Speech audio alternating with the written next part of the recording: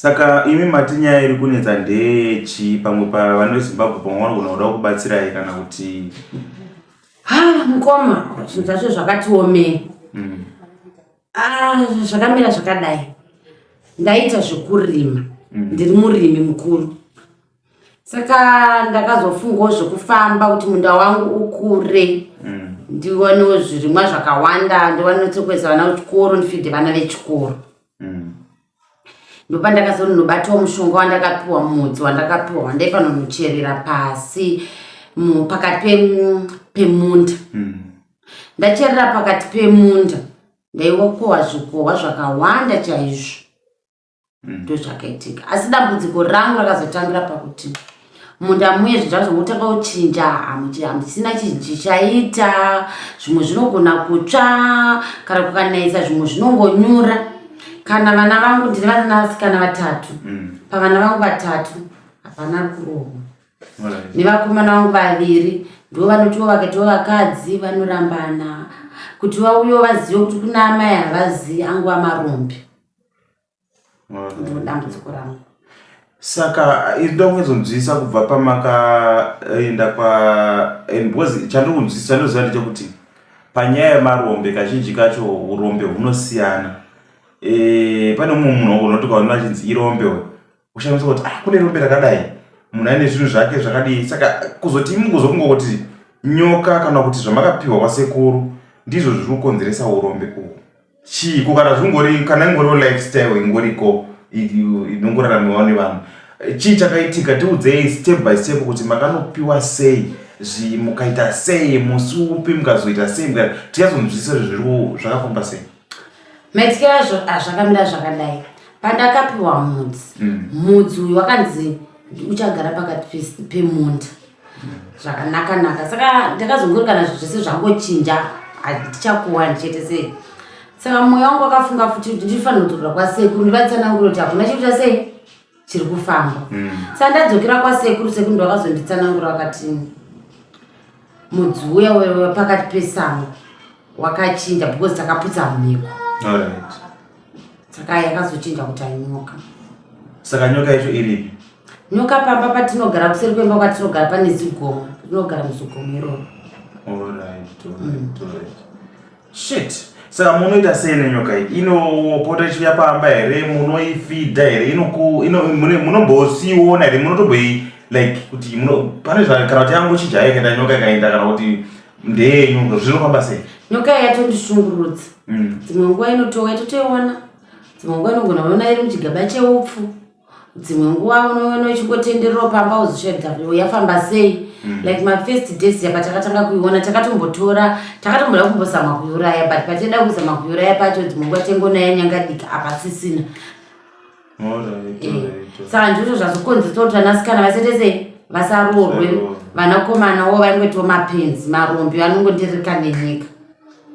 Saka ndada kubvunza inini kuti alright, ko panyaya yechikafu inongotendera sei zvichite here kana kuti mune zvamunoipawo inimi kana zvamakauzoona sekuru kuti munofanira kuitrita sei? Takatozivisa kuti yaziva kuti nyoka ndeyenyu.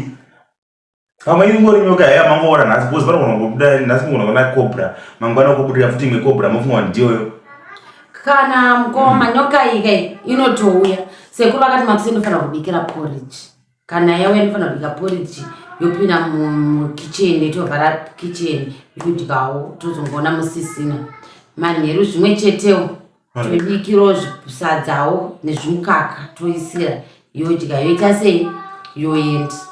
But dambudziko randasangana naro manje rekuti vana havarorwe, vakomana vamarombe iyo yachona inoda kudya every day, ini chikafu chachona hapasisina. Ndonawo bombe yandinayo. Hey, saka alright, ngatiti kuvana veZimbabwe chamuri kunyanyokumbira chii? Kana ndaona inini kuti mapedza maybe ndogona kuwedzera kuti I think ndoudza vana veZimbabwe kuti maybe mune zvimwe zvamunofanira kunida. Pane zviri musoro menye zvamufunga kuti mungabatsirwa nazvo kuti dambudziko ripere? Ndanga ndichifunga kuti mhuri yeZimbabwe indibatsiro nechikafu. Alright, musati maenda mberi, ina hangu nandichiona idea yakanaka ndeyekuti vana veZimbabwe kana pane vakateerera kana paine vanoziva vanokwanisa kubatsira kuti nyoka idestroyeke, because kana mukada chikafu vanhu vakukupai chikafu chekuti mufidhe imi chofidha imimi zvese nenyoka yacho, saka munoratidza kuti nyoka yacho muchiri kuida, because deva muri munhu maikumbira kuti nyoka idestroywe first then zvechikafu muzopiwa henyu, asi nyoka yadi isisipo. Asi akaureka nyoka iyi ndiyo neupenyu hwangu, handirarame ndakatonda sekuri kufa kwenyoka uku ndikokuparara kweupenyu hwangu, saka ndachikokumbirawo finish. Saka imimi nyoka ikafa imimi wamusa, but kune vanhu vanobatsira vakasiyana siyana vekuti vanokwanisa kuita kuitonhodza yourawa iyo mosara muri mupenyu. Iri strong ko, iri strong. Makambozvitrai? Ndototya mukuti kudai pangweti vanobatsira kuti vana vangu varorwewo, vakomana vaitiwo zvakanaka, ndovanowo chikafu kuti mbate nyoka iyi.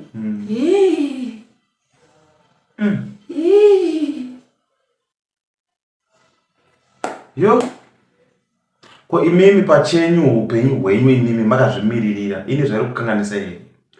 Inotondisa mudzimai izvi. Saka pakaipa panoda vanhu batsira, but aiwa sekutaura kwamaitai nokuti inokanganisai nemi inokanganisai, panogona kungoitawo vanoti aiwa isi totanga taita zvataita kuti isakuurayai kana yafa, vanogona kungoofa. Vanhu vanoita zvakasiyana siyana, because vanhu vakaisiya iripo muchasvika rini muchipiwa chikafu, muchasvika rini muchirara nayo nyoka yacho? Handizivi mukoma, ndakuti kukumbirawo mhuri yeZimbabwe kuti dai yangondibatsirawo. Yo, inga pakaipa. Saka tichaisa sekunzwa kwamuri kuita mhuri yeZimbabwe, tichaisa kana namba dzenyu dzidzane musoro kana tozodzisa pascreen, kudzinyora pasi kana musingazive nemusoro todzisa pascreen, so that vana veZimbabwe vanokufonerai vachiona kuti vokubatsirai sei. But hatizivi, vamwe vachabatsira zvavo, asi ini ndichatsvagawo zvandoitawo ndikwanisa kubatsirawo, but vazhinji vanogona kusa. Handidi ndibatsira hangu, handingadibakasike kutaura hangu, but vazhinji vanogona kusanyatsofila comfortable kupai chikafu nenyaya yekuti vanenge vakuti vari kufidha imimi zvese nenyoka yenyu. Saka hatizivi, but sekunzwa mangoita mhuri yeZimbabwe ndo dambudziko rokusangana nasisi vedu Regina.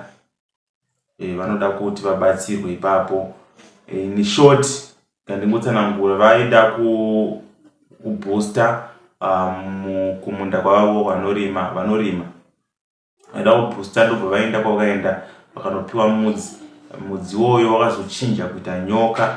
Saka nyoka iyi vaiiona vachiiona mumba kana kuti panze, pavaitirega tiboilise mvura kana tinotora danda kuseri tiroore nyoka, vaisvika isisipo ichinyangarika kusvikira vazoita vision kana kuti vakazofunga kuenda kwasekuru vaya zvekare. Sekuru vaya vakati aiwa pane zvamakakanganisa pamhiko yandakakupai, saka midziyo yakachinja kuita nyoka. Punishment yenyu ndeyekuti munofanira kunge muchirara nenyoka iyoyo, uyezve munofanira kunge muchiipa chikafu. Saka ndo zvega zvavakafungidzira kuti ndizvo zvega zvavanofanira kuita, but vakazoona leta kuti iri kutovashungurudzira zvekare, vana havacharoorwe, uyezve vakomana vari kuita kunge marombe, vamwe vacho vakutopenga. Saka vanokwanisa kubatsirawo nepfungwa dzavanenge vainadzo, mugona kudziudza mucomment section. Vanokwanisawo kubatsirawo nesomething, muvabata panhamba dzatichaisa pascreen. Naizvozvo tinototi handizivi kana mune zvamuda kuwedzera kana kubvisa pane zvatotaura. Hapana mukoma, ndotenda chaizvo nokundibatsira kwamaita. Ndovimba kuti mhuri yeZimbabwe ichandibatsira. Tinotenda Regina, tinotenda. Tinoshuvira kuramba tichiona mamwe madrama zvisi kukanganisa handiti paacting. Aiwa, apa drama zviro zvakakanganisika. Tinotenda.